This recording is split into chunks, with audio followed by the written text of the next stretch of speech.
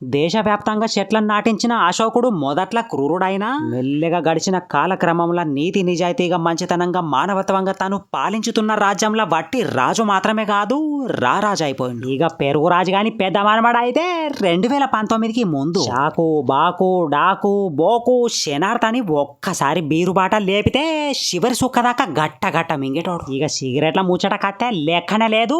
జంగల్లల్లో ఎలగడి దారిగినట్టే ఎవ్వల కనబడకుండా ఊరవతల కాలువ కింద కూర్చొని ఒక్కటే బుక్కల 4-5 వీలు శివతల పడతాడు. కొన్ని వేల కామెంట్లు ఇంత చిన్న వయసులో నీకు ఈ నాలెడ్జ్ ఎక్కడి నుంచి వచ్చిందంటే ఒకే ఒక్క కారణం భగవద్గీత. ఒక్కసారి మనసుని ఆధీనంలో పెట్టుకొని పూర్తి భక్తి నిబద్ధతలతోని గీత చదివితే కలియుగం ఆరంభం నుంచి అంతం వరకు కండ్ల గట్టినట్టు కనబడుతుంది. ఇదంతా ఎందుకు చెప్తున్నా అంటే ఎదిగే పిల్లల మైండ్ తెల్ల పేపర్తో సమానం. ఏం రాసుకుంటే గది వారుద్ది, గది మంచి అయినా చెడైనా. అవుగాని తమ్ముడు మీరు ఇద్దరే ఉంటారేమో గంతగానం మండుతావు ఏం చేస్తావని అడుగుతారు కదా, నేను పంచుకుంటా ఉంటా అప్పుడు ఇప్పుడు చెప్పుకోను అంతే.